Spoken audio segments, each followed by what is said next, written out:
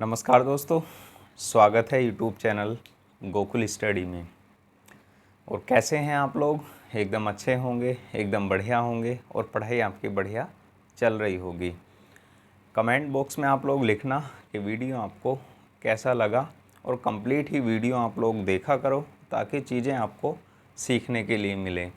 हम लोग बात कर रहे थे नियंत्रक एवं महालेखा परीक्षक होता क्या है, कहाँ पर प्रावधान देखने के लिए मिलता है। भाग 5 का लास्ट पॉइंट है ये अपना आर्टिकल 148 से आर्टिकल 151 में प्रावधान इसका दिया गया है। सारी बातें कल मैं आपको नॉर्मल तौर पर समझा चुका हूँ और आर्टिकल की बात भी हम लोग कर चुके हैं। आर्टिकल 148 में नियंत्रक एवं महालेखा परीक्षक होगा, ये प्रावधान है। और यदि हम लोग बात करें जो संविधान निर्माता डॉक्टर भीमराव अम्बेडकर साहब, उनके कथन की हम लोग बात करें तो वहाँ पर उन्होंने कहा है कि नियंत्रक एवं महालेखा परीक्षक राष्ट्रपति के सम्मुख क्या है, एक सर्वोच्च अधिकारी होता है। ये प्रावधान वहाँ देखने के लिए मिलता है। और उसके बाद हम लोग बात करें किसको नियंत्रक एवं महालेखा परीक्षक बनाया जाएगा, तो उनके योग्यता के बारे में हम लोग बात करें तो संविधान में कोई भी योग्यता का उल्लेख नहीं है। 1971 का अधिनियम बनाया गया है जिसमें योग्यताओं का उल्लेख दिया गया है।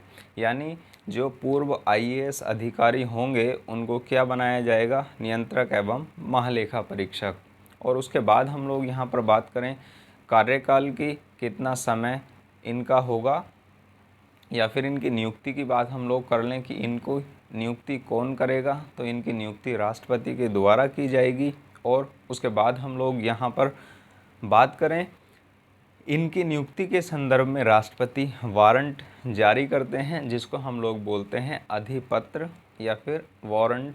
तो कौन जारी करता है, राष्ट्रपति जारी करते हैं। और उसके बाद हम लोग बात करें कार्यकाल की, कार्यकाल कितना होता है, तो 6 वर्ष या फिर 65 वर्ष की आयु इनका कार्यकाल होता है। और निर्धारित कौन करता है इनके कार्यकाल को, तो संसद निर्धारित करती है। और उसके बाद हम लोग यहाँ पर बात करें इनको क्या 6 वर्ष से पहले भी हटाया जा सकता है, तो बिल्कुल हटाया जा सकता है। और कौन सी स्थिति में, तो कदाचार या फिर अक्षमता। यानी जो सुप्रीम कोर्ट का एक न्यायाधीश होता है, सेम उसी कंडीशन पर क्या किया जा सकता है, इनको हटाया जा सकता है। और प्रक्रिया भी क्या होगी, जो आर्टिकल 124 का 4 है, जैसे सुप्रीम कोर्ट के न्यायाधीश को हटाया जाता है, सेम उसी विधि से किसको हटाया जाएगा, नियंत्रक एवं महालेखा परीक्षक को हटाया जाएगा। और उसके बाद हमने बात की थी सैलरी या फिर वेतन कितना होता है या फिर कौन निर्धारित करता है। तो यहाँ ज़्यादा मोस्ट ये होता है कि इनका वेतन कौन निर्धारित करता है, तो इनका वेतन संसद निर्धारित करती है। और संसद में कौन कौन शामिल होता है, ये संसद की वीडियो आप लोग देखिए, वहाँ पर आपको पता लगेगा कि संसद में कौन शामिल होता है। और वेतन कितना है निर्धारित कौन करेगा, तो पार्लियामेंट निर्धारित करती है। और कहाँ से दिया जाता है वेतन इनको, भारत की संचित निधि से इनको वेतन दिया जाता है। अब ये बात तो हो गई हमारी नियंत्रक एवं महालेखा परीक्षक की आर्टिकल 148 की। अब इनका कार्य क्या होगा, जो नियंत्रक एवं महालेखा परीक्षक हैं, इनके कार्य की हम लोग बात करें तो वहाँ पर आर्टिकल 149 में इनके कार्यों का उल्लेख मिलता है। तो इनका उल्लेख क्या है कार्य का,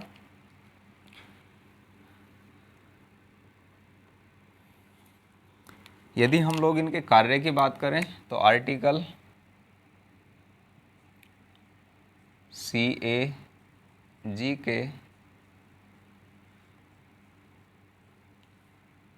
कार्यों का उल्लेख कहाँ पर देखने के लिए मिलता है, तो आर्टिकल 149 149 में प्रावधान किया गया है।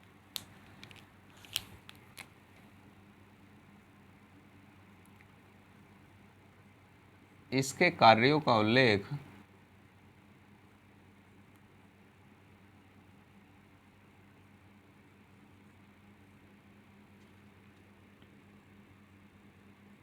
इस अनुच्छेद में देखने के लिए या दिया गया है, इस अनुच्छेद में दिया गया है।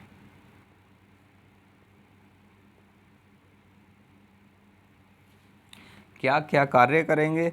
तो जो भारत सरकार का एक लेखा जोखा होता है उस पर ध्यान रखने का, उसको रखने का कि क्या भारत सरकार खर्च करती है, क्या नहीं खर्च करती, तो उन सारे के सारे जो भी विवरण होता है वो किसके माध्यम से या किसके पास रखा जाता है? तो नियंत्रक एवं महालेखा परीक्षक का कार्य होता है, जो भारत सरकार जितने खर्च करती है या फिर उसका जो लेखा जोखा है उसको रखने का किसका कार्य होता है? तो नियंत्रक एवं महालेखा परीक्षक का। तो यहाँ पर यह दो प्रकार के कार्य करता है, एक तो अकाउंटिंग का, इसके द्वारा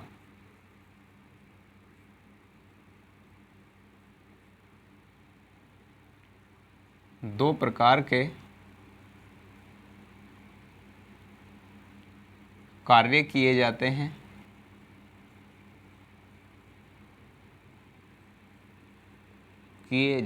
और कौन से हैं कार्य वो?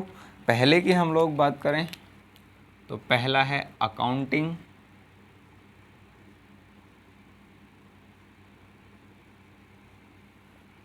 और दूसरा है ऑडिटिंग।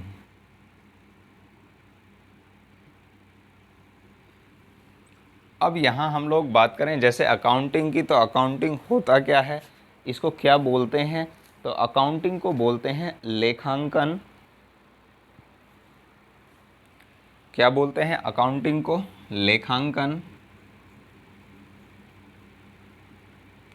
और दूसरे की हम लोग यहाँ पर बात करें तो इसको बोलते हैं लेखा परीक्षण।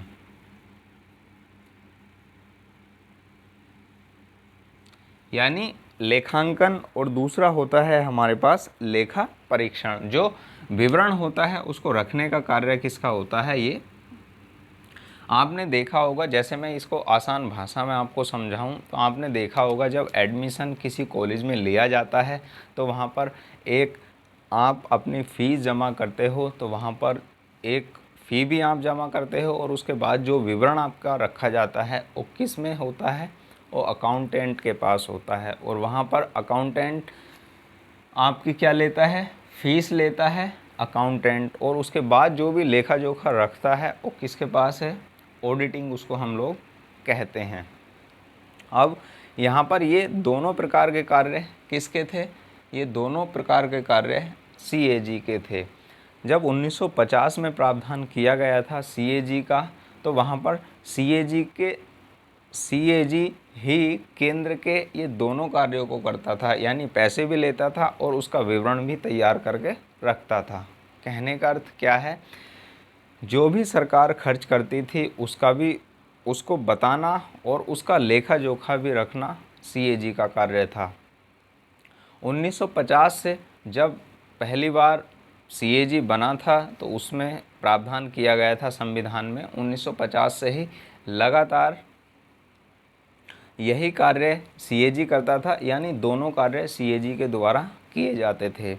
और उसके बाद यदि हम लोग बात करें, वहाँ पर एक प्रावधान आया 1976 में, 1976 में एक प्रावधान आया जिसमें इन दोनों के जो कार्य हैं, जैसे अकाउंटिंग का कार्य और ऑडिटिंग का कार्य, अलग अलग व्यक्तियों के लिए कर दिया गया। जैसे हम लोग यहाँ बात करें 1950 से 1976 तक यह दोनों कार्य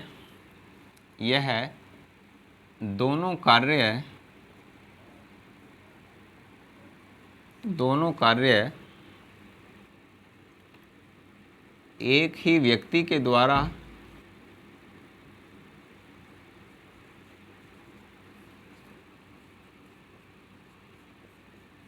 किए जाते थे। और 1976 के बाद से 1976 के बाद से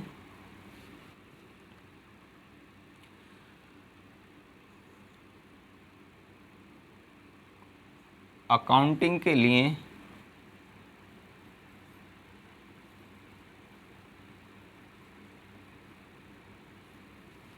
1976 के बाद से अकाउंटिंग के लिए अलग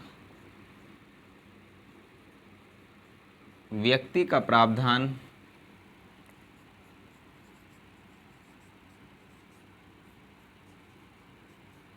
किया गया। यानी यदि हम लोग बात करते हैं सेंटर हो या फिर स्टेट हो, तो वहाँ पर उन दोनों के लिए ये जो दोनों कार्य थे उनके लिए 1950 से 1976 तक एक ही व्यक्ति कार्य करता था। 1976 के बाद से केंद्र के लिए अलग अलग व्यक्ति यह कार्य करने लगे, अकाउंटिंग का और ऑडिटिंग का, जबकि राज्यों के लिए एक ही व्यक्ति इनका कार्य करता था। केवल और केवल केंद्र के लिए ही क्या किया गया, अलग व्यक्ति का प्रावधान किया गया, जबकि राज्यों के लिए एक ही व्यक्ति यह दोनों कार्य करेगा, ऐसा प्रावधान हुआ। अब जिसको हम लोग 1976 के बाद से जो अलग से एक व्यक्ति हुआ उसको क्या कहा गया, तो उसको हम लोग CGA के नाम से जानने लगे। क्या कहने लगे उसको? CGA, कंट्रोलर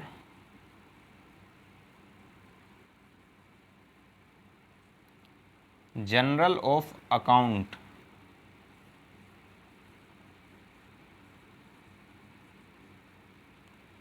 के नाम से उसको परिभाषित किया गया, या फिर उसको CGA कहा गया।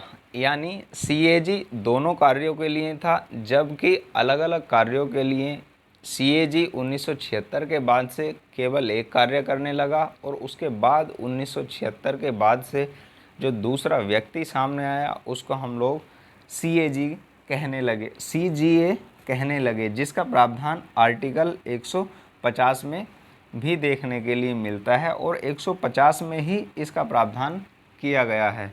तो वहाँ आप लोग इसका स्क्रीनशॉट लीजिए पहले, फिर मैं उसको लिखूँगा आर्टिकल 150 में क्या दिया गया है।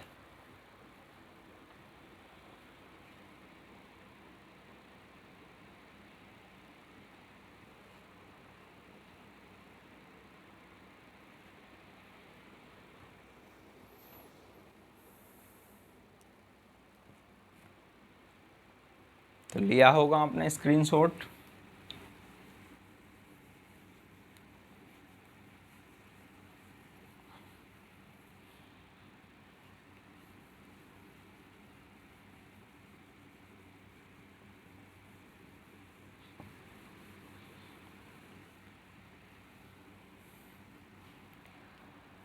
आर्टिकल 150 की हम लोग बात करें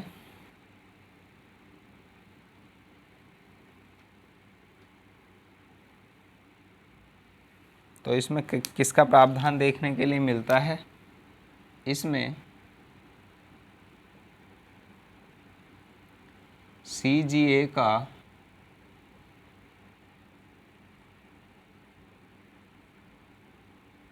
प्रावधान किया गया है,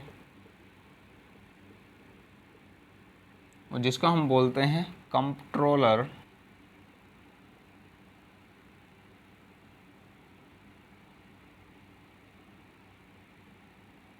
जर्नल ऑफ अकाउंट्स, इसका प्रावधान देखने के लिए मिलता है। और 150 में ही इसके कार्यों का, इस अनुच्छेद में ही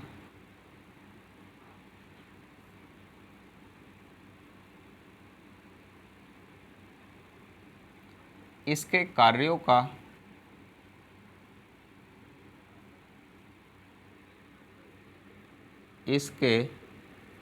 का उल्लेख है, ये CGA। और इसका प्रावधान कब से किया गया?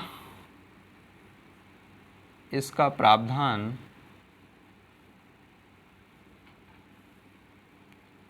1976 से किया गया था। ये CGA के बारे में प्रावधान देखने के लिए मिलता है, तो वहाँ पर ये प्रावधान पूछ भी लिया जाता है कि CGA होता है या फिर नहीं, तो CAG भी होता है और CGA भी होता है। CGA की हम लोग बात करें तो आर्टिकल 150 में प्रावधान मिलता है, जबकि CAG की हम लोग बात करें तो आर्टिकल 148 में उसका प्रावधान देखने के लिए मिलता है। अब ये सारे के सारे प्रावधान तो हो गए कि ये कार्य क्या करेंगे, अकाउंट्स क्या है, लेखांकन क्या है, ये इनके कार्य हुए। उसके बाद जो एक रिपोर्ट, एक वार्षिक रिपोर्ट तैयार होगी, वो किसके द्वारा और किसको सौंपी जाएगी, यानी CAG और CGA के द्वारा जो रिपोर्ट तैयार होगी वो किसको सौंपी जाएगी और फिर क्या उसका प्रावधान देखने के लिए मिलेगा। तो आर्टिकल नंबर 151 में प्रावधान किया गया है CAG की जो रिपोर्ट होती है या फिर CGA की जो रिपोर्ट है उसको यह राष्ट्रपति को सौंपते हैं। जो भी विवरण है इनके पास वह राष्ट्रपति को सौंपा जाता है और राष्ट्रपति उस रिपोर्ट को किसके पास संसद में रखवाते हैं, यानी किसके पास भेजते हैं, तो राष्ट्रपति उस रिपोर्ट को संसद में रखवाते हैं। और इस रिपोर्ट की जांच किसके द्वारा की जाती है, तो लोक लेखा समिति, पब्लिक अकाउंट कमेटी के द्वारा इसकी जांच की जाती है। जो संसद की समितियां हमने पढ़ी थी उसमें आपको मैं समझा भी चुका हूं कि लोक लेखा समिति होती क्या है, कितने सदस्य हैं, अध्यक्ष किसको बनाया जाएगा, ये सारी की सारी बातें मैं आपको बता चुका हूं। तो वहाँ पर आप लोग उसको जाकर देखिए। तो CAG की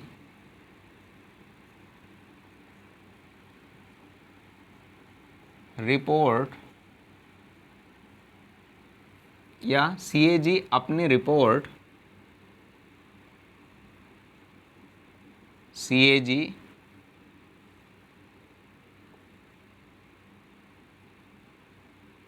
अपनी रिपोर्ट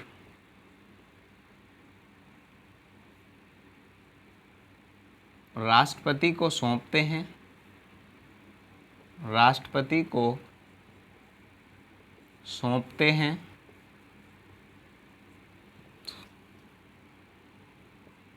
राष्ट्रपति इस रिपोर्ट को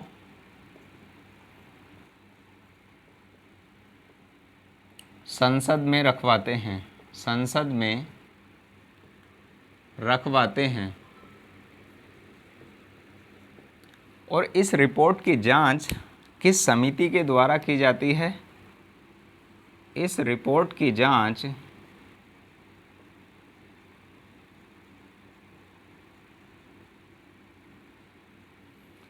लोक लेखा समिति, लोक लेखा समिति के द्वारा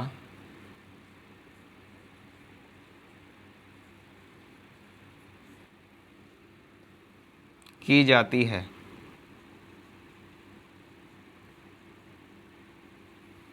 और इस समिति को ही, इस समिति को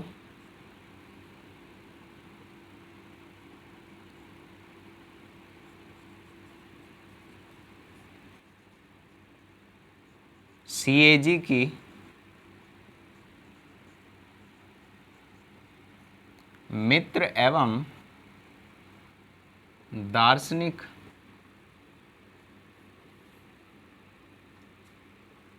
समिति कहा जाता है, समिति कहा जाता है। एग्ज़ाम में पूछ लेता है कि CAG की जो मित्र एवं दार्शनिक समिति कौन सी है, वहाँ पर आपके लिए लिख कर देगा प्राक्कलन समिति है या फिर सदन की जो स्थायी समिति है या फिर अस्थायी समिति है, फिर उसके साथ नाम लिखेगा लोक लेखा समिति है, इस तरीके के नाम वहाँ पर देगा। तो वहाँ CAG की जो मित्र या फिर दार्शनिक जिसको हम लोग बोलते हैं कौन सी समिति है, तो लोक लेखा समिति है। लोक लेखा समिति ही CAG की रिपोर्ट की जांच करती है और सीएजी अपनी रिपोर्ट किसको सौंपते हैं, तो राष्ट्रपति को सौंपते हैं। इस बात को आप लोग याद रखना। जांच लोक लेखा समिति के द्वारा की जाएगी, जबकि अपने रिपोर्ट सीएजी किसको सौंपेंगे, राष्ट्रपति को सौंपेंगे। इस बात को आप लोग याद रखना। ये आर्टिकल 151 में प्रावधान देखने के लिए मिलता है। इसका आप लोग स्क्रीनशॉट लीजिए, फिर हम लोग बात करते हैं और आगे के प्रावधान की।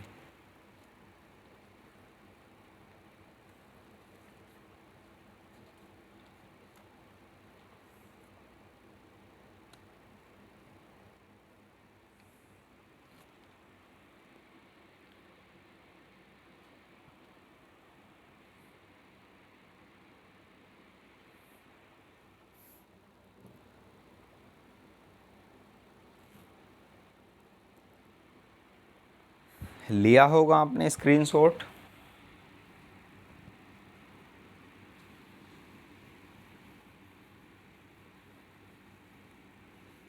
और आपको लगता है बेस्ट क्वालिटी है तो आप लोग इसको शेयर कर सकते हैं। बाकी आप लोग देख ही सकते हैं कि कैसा हम लोग पढ़ते हुए चल रहे हैं। मैंने कहा था आपसे कि हम लोग धीरे धीरे पढ़ेंगे, बाकी कंप्लीट ही हम लोग पढ़ लेंगे जो एग्ज़ाम में पूछा जाता है। और काफ़ी हद तक हम लोग कर चुके हैं, तो इसलिए इसको आप लोग शेयर भी किया करो, ये भी थोड़ा सा आपका वर्क बनता है। अब हम लोग यहाँ पर बात करें कि आर्टिकल 151 में प्रावधान हो गया, आर्टिकल 148 से 151 तक प्रावधान सीएजी का था। अब हम लोग यहाँ पर बात करें कि जो सीजीए होता है, तो सीजीए का कार्य क्या है ये भी आपको बता दूं मैं, तो आप लिखना चाहो तो लिख भी लेना। जो भारत सरकार का हिसाब किताब होता है उसको रखने का कार्य किसका होता है, सीजीए का होता है। सीजीए अपना हिसाब किताब रखता है, जो भारत सरकार खर्च करती है, कहाँ कितने रुपए खर्च किए गए, उन सभी को रखने का कार्य, उन सभी का हिसाब किताब या फिर लेखा जोखा किसके द्वारा रखा जाता है, सीजीए के द्वारा रखा जाता है। तो उसका प्रावधान आर्टिकल 150 में था, जो मैं आपको बता चुका हूँ। और अब हम लोग यहाँ पर बात करें पहले सीएजी कौन थे, जो सबसे पहले सीएजी थे। सबसे पहले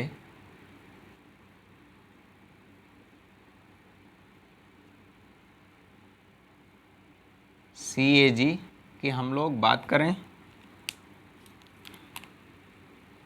और वर्तमान सीएजी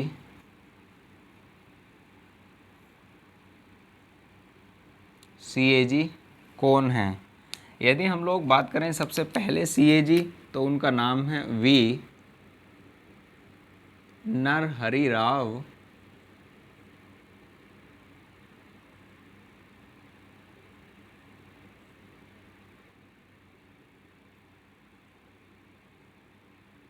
क्या नाम है, वी नरहरि राव, जो सबसे पहले सीएजी थे। और वर्तमान सीएजी की हम लोग बात करें तो वर्तमान सीएजी आप लोग कमेंट बॉक्स में लिखोगे कि वर्तमान सीएजी कौन है और उनका नाम क्या है। तो वीडियो आपको कैसा लगा कमेंट बॉक्स में आप लोग लिखना, और सभी के साथ आप लोग इसको शेयर भी करना। पता लगेगा कि क्वालिटी क्या है, तो आप लोग ही बता पाओगे कि क्या क्वालिटी है। बाकी बेस्ट तो सभी लोग बताते हैं, तो आपने देखा होगा। कुछ नहीं, आप लोग कमेंट बॉक्स में लिखना कि वीडियो आपको कैसा लगा, और सिलेक्शन से आपको कोई रोक नहीं सकता यदि आप लोग पढ़ाई करते हैं तो मिलते हैं फिर नेक्स्ट वीडियो में। Thank you, all the best. पढ़ते रहिए, मस्त रहिए, ज़बरदस्त रहिए, और कमेंट बॉक्स में आप लोग इसका जवाब ज़रूर देना।